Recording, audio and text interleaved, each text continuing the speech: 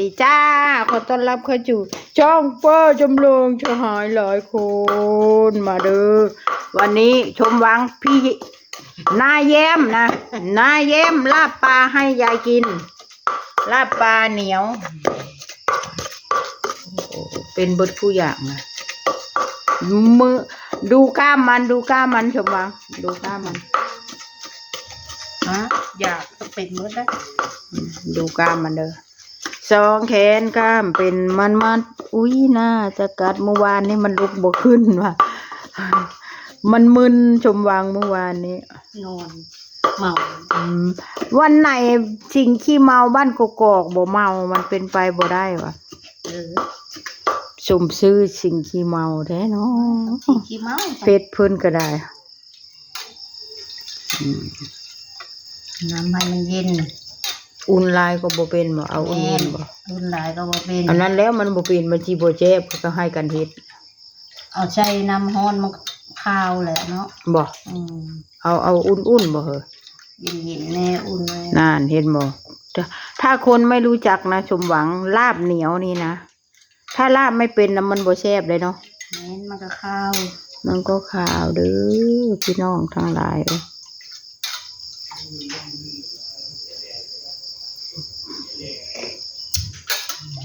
ยังฮ้อนอยู่น้ำกันนัวปลาแดกบ่โนผงโนเครื่องเคียงมันอยู่ในกะละมังเด้อขี้กระตึกขี้กระแปรพยาธิมันดิ้นทาเลยมามันกับแก้มด้วยนะชมวางยก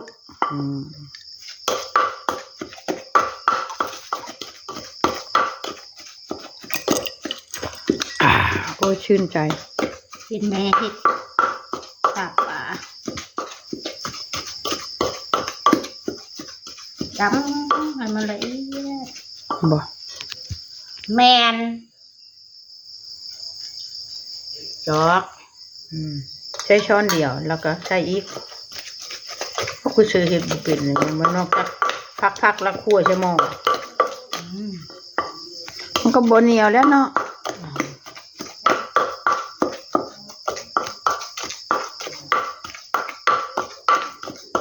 ดูนะแม่เกดเสียงคกเสียงคกนายแย้มน่ะ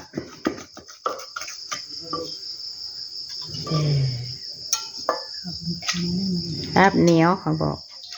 นี่ลาบเหลวนะใช่บ่ลาบเหลวในคกนี่ล่ะ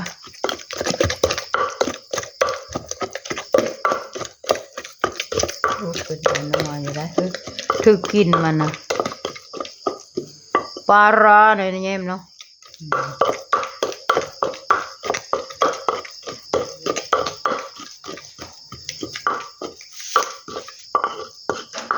เอาข้าวตุ้ยวันนี้แอมมาแม่เอามาพริกกัดมาแม่เรากินในคลิปว่ะมักกะทินอ่อนมาแม่ยอดกระถินอ่อนครับโอ้ยยอดมะกอกมันเท่าอะไรวะอยู่เสียงอานานนะมีหยังมีแต่ยอดข้านี่แล้วมื้อนี้เฉยเนี่ยมีแต่ดอกข้าเอามากินกับแล้วก็มะเขือ1 ลูกเหนียวแท้ได้มะเขือนี่ก็ได้เคี่ยวได้บ่มีแค่ว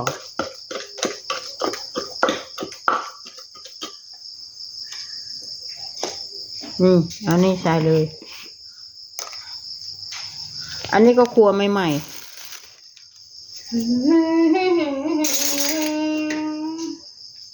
่ไข่ได้ปลานะฮะไม่ไข่ต้มแล้วบ่เด้อหน่อยจะมองนะเรียบร้อยหัวปลาได้จดน้ำกินมาไหมแมนมาเด้อสมหวังมากินลาบปลาเหนียว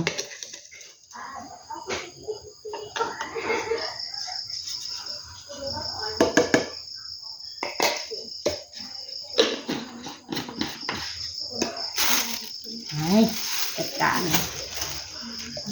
มันผสมเดี๋ยวจะ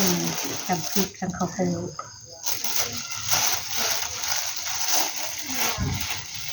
เผ็ดบ่ลองมันกินได้อยู่เผ็ด โอ้ยมันไม่เผ็ดก็ไม่แซ่บแล้วเนาะลาบป่า เอาลูกจัดไป หลายเท่านี้ พอมาเพชรเดี๋ยวลองเบิ่งหน่อย นั่งหลับขึ้น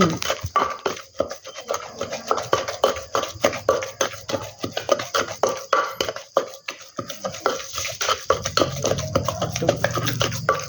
ดบอกน้องคืนโคกนะ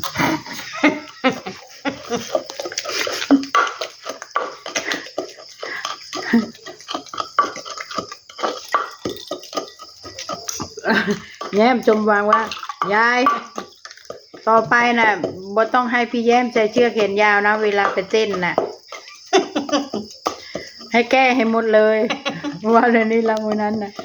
เป็นอย่างมันฮ้อนเลยเนาะ มูไปเต้นเฮือนี่นายบุ่มนะเอ้ย ฮ้อนทางนี้เจ้า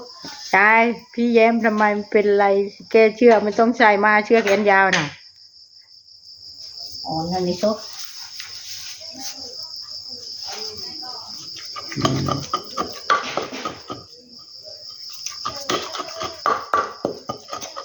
ตุ๊ดแล้วตุ๊ดเดี๋ยวเลย คนไปเรื่อยๆว่าแม่ น้ำเลยมันก็ได้หมดอ่ะ ไปอีกนะหมอ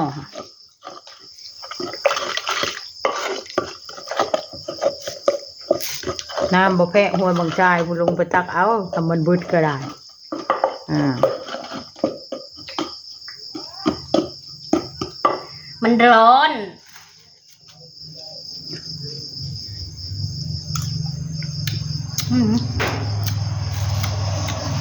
แนวไรวะเรียบลิ้นปันตุ๊กแกใช่ปะมันเผ็ดบ่ เผ็ด เน่ถ้าเพราะว่าบ่เผ็ดมักพริกกันมาไม่ไหมเฮ้ยเฮ็ดเมื่อวานนี่ไหมฮะ เอาในใจนี้เลยเผ็ดที่มันบ่เผ็ดมันก็บ่เสียบแล้วเนาะ ลาบอันนี้เนาะเบิ่งเอา โอ้ยเนื้อบ่ลาบบ้าบ่ เอาเต็มที่เลยบ่แยมเอาช้อนตักลงแม่อยู่หิมมันผูกพักผูกยอกแล้วชมวังรู้จักว่ายอก หอมได้บัดนี้ เนาะดีๆหอมหัวข่าพร้อมเนาะแยม ใส่มะนาวกันเลย แซ่บมันมาจากแม่พญาตินะ ฮะมันมาจากแม่ว่าแม่พญาตินะ มันอยู่ได้ละพญาติน่ะมันอยู่ในหัวมัน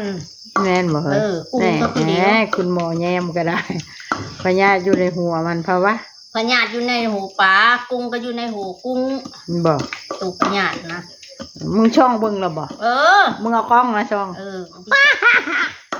พี่แจกเบิ่งแล้ว ช่องก็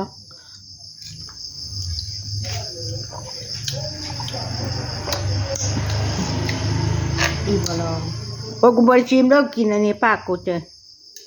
เค็มจางเลยเค็มจางอ่ะ มีเค็มมีจาง พอดีบ่ ตรงเปี้ย อืม